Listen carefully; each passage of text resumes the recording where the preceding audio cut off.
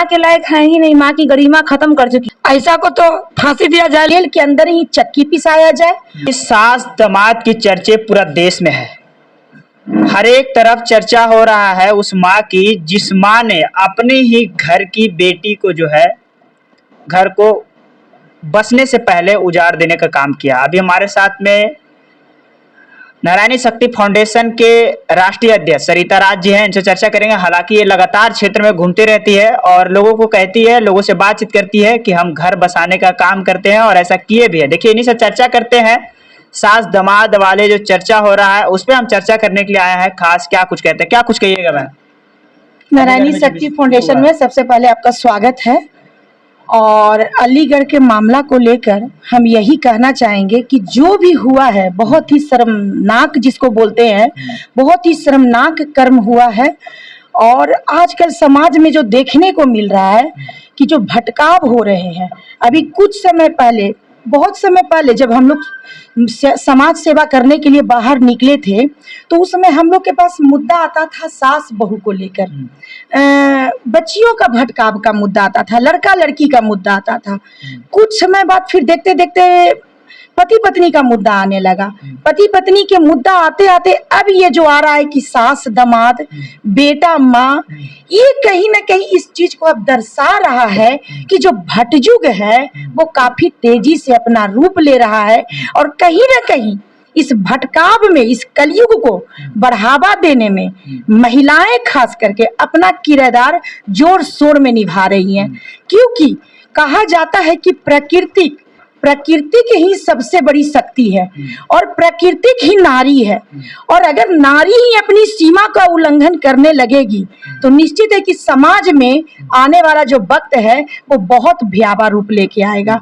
तो हम तो इन सारे मुद्दों में यही कहेंगे कि नारी सहन शक्ति की वो मिसाल होती है कि वो अपनी सहनशीलता से पूरे समाज, परिवार और पूरे देश को गौरवान्वित करती है। और कहीं ना कहीं आज के डेट में देखने को मिल रहा है कि महिलाएं ही अपने जीवन में भटकाव लाकर कहीं ना कहीं समाज को एक गलत मैसेज दे रही हैं। लेकिन जिस तरीके से एक माँ अपनी बेटी का घर बसाती है, लेकिन ये तो बसाने से पहले उजाड़ दी है।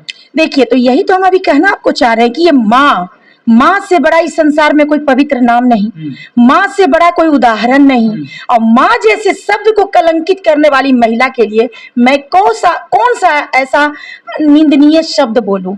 मेरे पास वो शब्द नहीं है, क्योंकि मैं अपनी गरिमा को नहीं खो सकती हूँ। तो मैं तो ऐसी महिला के कर्मों के लिए निंदा उसकी कर सकती हूँ। और सरकार से, न्यायालय से, प्रशासन से यही निवेदन करूंगी कि कम से कम ऐसी महिलाएं जो असामाजिक कार्य करती हैं, समाज को एक गलत मैसेज देती हैं, और उन पुरुषों के लिए, क्योंकि प्रति महिला को भटकाने वाला एक पुरुष होता है। जितना इस केस में एक महिला निंदनीय कर्म कर रही है, उतना ही इस केस में एक पुरुष जो दामाद है उसके पास भी सोचने समझने की क्षमता है, उसके पास भी सेंस है। लेकिन एक पुरुष भी निंदनीय कार्य करने से पीछे बाई बैक नहीं हो रहा है। तो मेरा कहना है कि इस घटना में जितना गुनाहगार महिला है उतना ही गुनाहगार उसका दामाद जो पुरुष है वो भी है। तो मेरा कहना है कि ऐसे दोनों लोगों को कड़ी से कड़ी सजा मिलनी चाहिए, समाज से बहिष्कृत कर देना चाहिए, तुरंत ही ऐसे कार्य करने वाले लोगों को हिरासत में ले लेना चाहिए और तुरंत ही जेल के अंदर बंद कर देनी चाहिए। कह रहे हैं कि पवित्र रिश्ता को जो है इन्होंने शर्मसार करने का काम किया। तो बिल्कुल, तो सजा की पात्र है ना। क्योंकि देखिए, एक होता है हत्या, एक होता है कि इंसान के डायरेक्ट रूप से आप हत्या कर दिए, और ये जो महिला है सो कहीं ना कहीं मानवता और भावना और रिश्ता का हत्या कर रही है। तो ये भी महिला हत्यारा नहीं है, क्योंकि ये रिश्ते की हत्या कर रही है। तो ऐसी महिलाओं को निश्चित है कि कड़ी से कड़ी सजा मिलनी चाहिए। हत्यार नहीं है महिला, बिल्कुल है, रिश्ते का ही हत्या कर रही है। कहीं ना कहीं एक माँ बेटी, माँ बेटा, सास दामाद का मतलब है कि सास माँ ही होती है। हमारे शास्त्रों में लिखा गया है कि किसी के भी जीवन में 3 माँ होती है। तो लोग बोलेंगे कि कौन कौन माँ होती है, तो एक जन्म देने वाली अपनी माँ कहलाती है, एक गुरु की माँ, जो गुरु होते हैं जो आपको शिक्षा देते हैं उनकी पत्नी आपकी माँ कहलाती है, और एक वो महिला जो आपकी पत्नी बनती है, चाहे वो पुरुष जो आपके पति बनते हैं उनके भी माँ आपके लिए माँ ही कहलाते हैं। तो जन्म देने वाली माँ तो कहा जाता है कि वो स्वार्थ की माँ होती है, लेकिन ये दोनों माएँ जो होती हैं वो धर्म की माँ होती हैं। तो कहीं ना कहीं ये महिला धर्म माँ जैसे पवित्र सारे शब्दों का उल्लंघन कर रही है, तो ये तो अनैतिक कार्य है ना। ऐसी महिलाओं को खुलेआम अगर हम छोड़ देते हैं, स्वतंत्र छोड़ देते हैं, तो आपको भी पता होगा कि देखा देखी पाप होता है और देखा देखी पुण्य होता है। तो अगर इसको पनिशमेंट मिलेगा तो आने वाले समय में अगर ऐसा भटकाव मानसिकता की और कुछ महिलाएं बैठी होंगी तो कम से कम उनको डर हो जाता है कि मैं जेल चली जाऊंगी, तो ऐसी गलत काम करने से वो बचेंगी। ऐसे जो पुरुष जो अपनी सास पर ही बुरी निगाह डालने लगेंगे, तो ऐसे हिंसक मानसिकता के पुरुष भी डरेंगे कि अगर मैं ऐसा अनुचित कोई कार्य करूंगा तो तुरंत मुझे अरेस्टिंग हो जाएगी। तो ये डर होना चाहिए। अरेस्ट तो हुआ है, फिर आने वाला समय में जेल से बाहर आ जाएंगे, तो इससे अरेस्टिंग हो गया वो दोनों का, हो गया है। चलिए तब तो बहुत ही खुशी की बात है। मतलब ये जो आप हमको मैसेज दे रहे हैं ये मेरे लिए बहुत ही खुशी की बात है। और जेल से बाहर क्यों आएंगे? ये लोग का जेल के अंदर ही चक्की पिसाया जाए और जेल का ही है ना आजीवन कारावास, क्योंकि ये लोग समाज में आने का मतलब है कि दूषित विचार, दूषित मानसिकता और दूषित कार्य करने में लोगों को प्रेरित करेंगे, क्योंकि जो गंदा होते हैं वो दूसरे को भी गंदा बनने में सहयोग करते हैं। आप देखे होंगे कि एक आप अगर अच्छे मित्र हैं तो कभी दूसरे मित्र को आप मिठाई जल्दी नहीं खिलाएंगे, लेकिन एक शराबी से शराबी मित्र मिल जाए तो देखिए तुरंत पैक निकल जाएगा और तुरंत शराब पिला देंगे।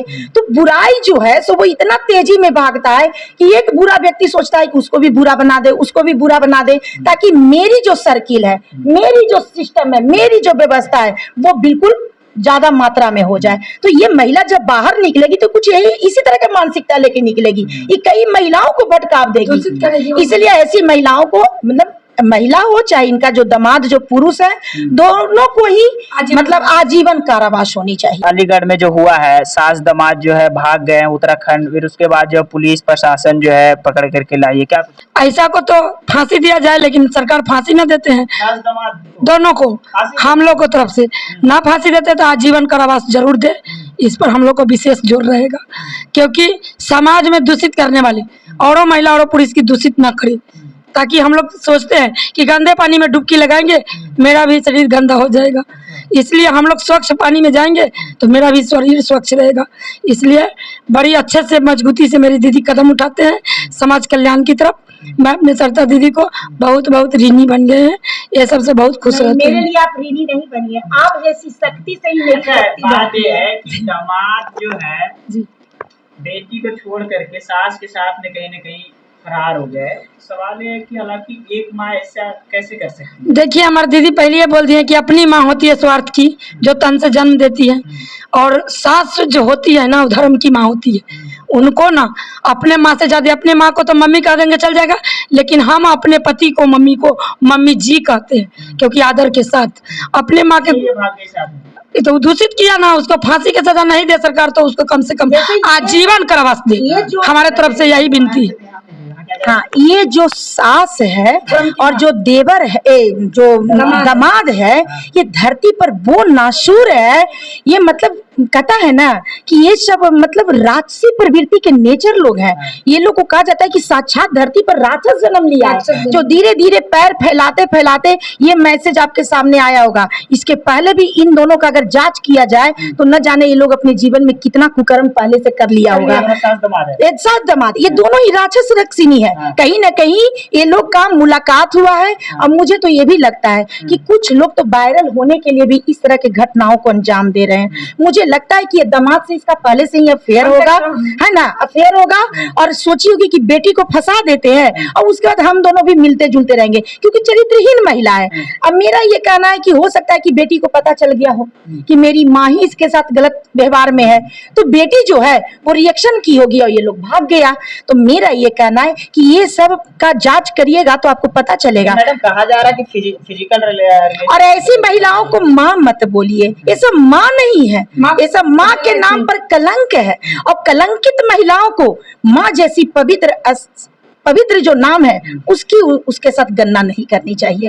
ये तो बस समाज की एक दूषित महिला है, ये सिर्फ महिला है, न ये किसी की पत्नी है, न किसी की माँ है, और न ये समाज की स्त्री है। इसको दूषित सिर्फ महिला बोलेंगे, समझ गया ना? बिल्कुल बिल्कुल ये गंदी महिला है। ये एक नाली के बोझ सड़ा कीड़ा है कि अगर इस समाज में रह गई स्वतंत्र रूप से तो न जाने कितने ये बदबू फैला देगी। तो ऐसे कीड़ाओं को चाहे समाप्त कर देनी चाहिए, नहीं तो आजीवन कारावास में डालकर इसके जीवन का अंत करना चाहिए। इधर दिखाइएगा, इधर दिखाइएगा। माँ के लायक, देखिए वो माँ के लायक है ही नहीं, माँ की गरिमा खत्म कर चुकी है। क्योंकि मतलब कोई बच्चा जन्म लेता है तो उसका पहले शिक्षिका कौन होता है? उसकी माँ होती है।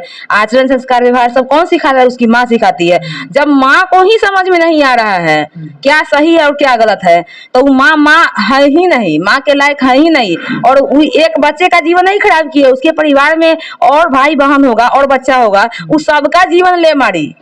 उस धरती पे जितना भी माँ होगी किसी को वो अच्छा शिक्षा नहीं दे रही है, एकदम पूरा भ्रष्ट कर दी, माँ के लायक नहीं है ऐसी। और जो दामाद है ना, वो दामाद भी दामाद के लायक नहीं, क्योंकि दामाद एक बेटा होता है।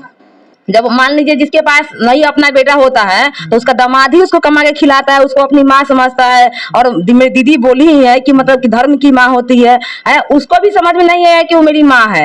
वो लड़का भी धरती पे जीने के नहीं क्या है इसमें? देखिए मोहब्बत का भी सीमा होता है ना, इसका मतलब ये थोड़ी नहीं कि बाप बेटी से मोहब्बत करे और मतलब कि दामाद सास से मोहब्बत करे, भाई बहन से मोहब्बत करे। मोहब्बत करिए, नहीं मोहब्बत करिए। मोहब्बत तो बहुत अच्छी शब्द है, मोहब्बत आप बोल रहे हैं, हम इसको प्यार बोलेंगे। प्यार करिए लेकिन दामाद रूप में करिए, सास रूप में करिए।